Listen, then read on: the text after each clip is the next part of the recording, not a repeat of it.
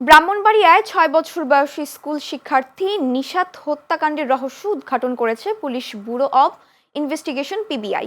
ধর্ষণ চেষ্টায় ব্যর্থ হয়ে মোহাম্মদ ইচ্ছা মিয়া নামে এক প্রতিবেশী শ্বাসরোধ করে নিশাতকে হত্যা করে বলে জানিয়েছেন ব্রাহ্মণবাড়িয়া পিবিআই এর পুলিশ সুপার সচিন চাকমা। ঘাতক ইচ্ছাককে শনিবার দুপুরে সদর উপজেলার মোহনপুর গ্রাম থেকে হেফাজতে নিয়েছে পিবিআই।